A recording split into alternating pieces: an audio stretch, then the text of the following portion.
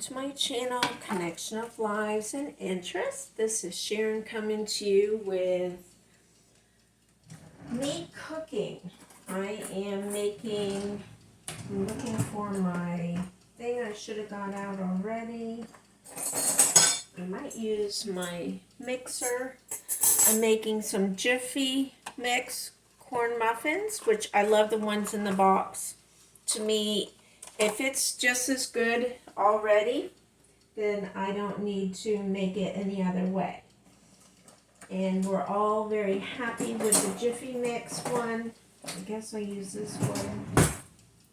It's kind of flimsy, but I've got 2 boxes in my thing that I always tell you I got at Dollar Tree. I've got 2 of these, and I just love it for when we eat popcorn. We have it his and hers. And I love it for mixing stuff. It's just totally awesome. So today I'm making not only the corn muffins, but I also have several eggs cooking on the stove. And I have my old-fashioned timer going. I do use my phone, but I'm filming with it, so I don't want the timer to go off. And I'm making the cornbread. Ooh, yes. If it's cornbread, it's made differently. Let's see. I just realized that. Cornbread. As directed, muffins except pour batter into grease. Okay, I didn't make any mistakes. Okay. That's good. It just seems like it's on the dry side. I don't know. It calls, make sure I did it right. It calls for 1/3 cup milk, so for 1 box, and I did that twice. And now I'm going to, it calls for 1 egg each.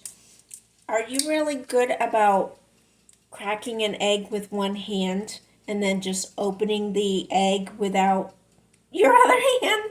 I've never been one to do that. And I have saved my eggshells for a long time, cleaned them and grounded them up for my garden.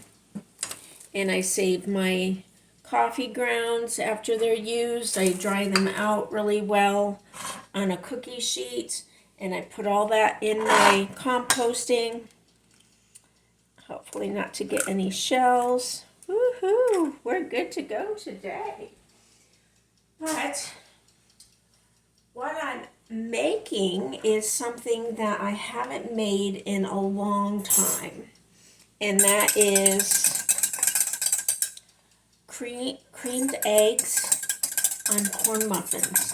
Now, creamed eggs you can do, it's really good on toast or saltine crackers, and we do that a lot, but I haven't done it in a long time, and I figured it would be good for me to make the corn muffins to put them on for a change.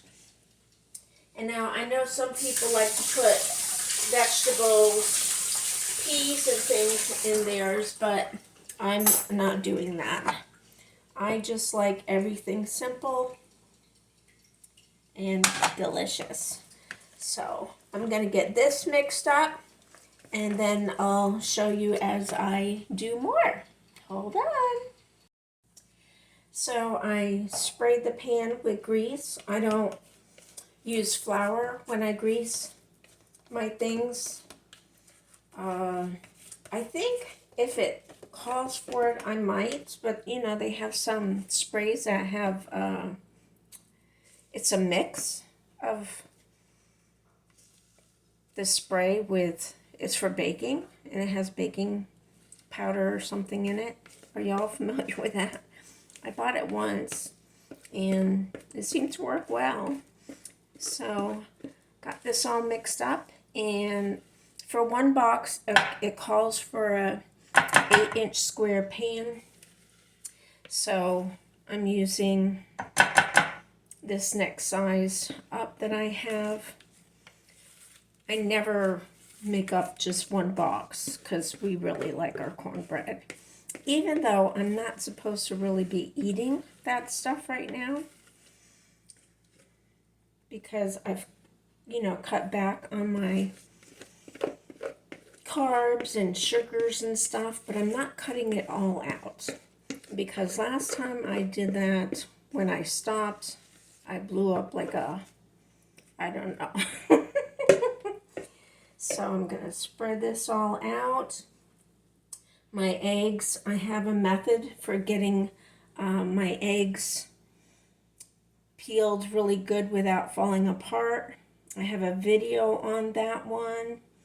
And what I do is I get a thumbtack and I punch a hole in, before cooking it, I punch a hole in the fattest part of the egg, and then I place them gently, one at a time, in the water that is starting to boil. It's not a hard boil, but a nice rolling boil. So I'm going to get this going and come back. I guess I should finish telling you how I do the eggs so that they peel nicely. So the 10 minutes in the boiling water, and not hard, just, rolling boil.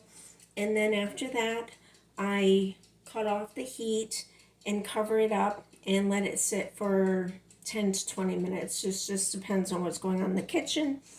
And then it comes out really good. When you're done with that, you bring it over to the sink, you drain the hot water, then you hit the pan all around to crack the eggshells, and you pour water in, cold water in, and you let it all cool off a little bit, and then you dump it out and you pour some more in, and little by little you can see if you can touch the eggs and have the shells just fall right off.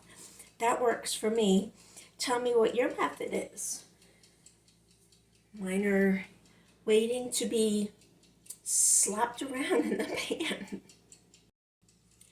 So I don't have my mommy anymore, and when I got married, she sent me off with a bunch of, not just these, but many others, recipes that she wrote. So I have her handwriting that's very precious to me, and I keep them all in a safe place. And there might be different ways to make white sauce, but I always make my mom's. And so what she has for directions, and she did this in October 31st, 83. Look at that. And we're in the month of October. How cool is that? It says for each cup, I'd say you'd need 2 cups, so double the recipe. So she's talking about 2 cups for the white sauce. So for each cup that you need of white sauce, you should do 2 cups of this recipe. So I put down notes, and I do 4 times for 4 people, and I wrote down how many tablespoons and stuff according to the amount I want to make.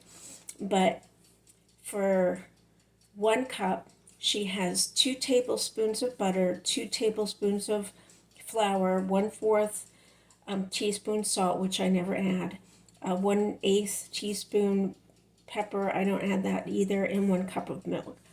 And then it says melt the butter in medium saucepan, blend in flour and seasoning slowly, cook over low heat, stirring until mix is smooth and bubbly. Remove, I love it when it gets bubbly. Remove from the heat, and then you slowly stir in the milk. Bring it to another boil, stirring constantly like making pudding. Boil and stir for 1 minute over,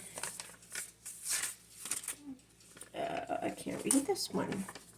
Oh, it says over.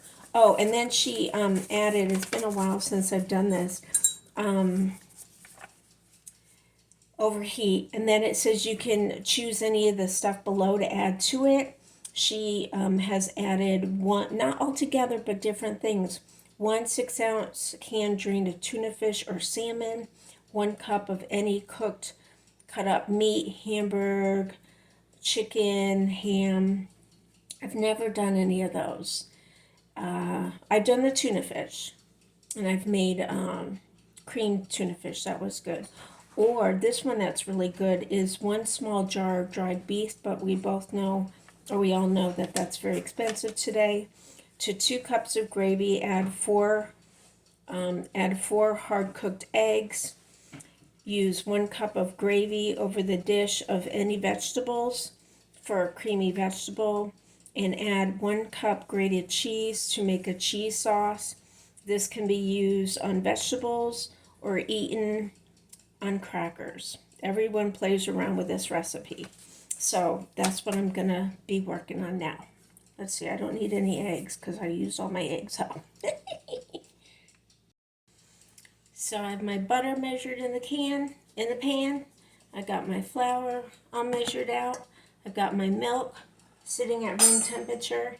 And this is a canister that used to be my mommy's that I have had all these years. Have any of you seen canisters like this? Let me know in the comments below. So I drained the boiling water from the eggs and I slap them around in the pan, and they get cracks. If they didn't crack really good all over, like this one doesn't look like it's cracked. So you just take it and carefully crack it on the side, and then just watch how it just comes right off and falls off your hand. It's perfect egg. See? No shell. Let me see if I can get you closer. Hold on. Get this over here. See, this one has a shell. See the cracks? Now watch it all come off.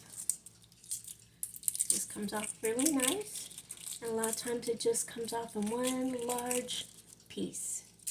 So that's my trick to having perfect eggs. And there you have it. Creamed eggs on cornbread. Adding any kind of vegetable you want to it, or just have it plain. Goes great on toast or crackers. Thanks for watching. I hope you'll give me a thumbs up if you like this video and you'll join my channel. I have something for everybody, and I hope you'll ring that bell so you don't miss any up notifications, because you never know what I might share next. And be kind, be nice, be encouraging. No matter where you are through the internet, we can touch lives, we can make a difference, we can make people smile, laugh, and give encouraging words. And remember, keep the fun in all you do.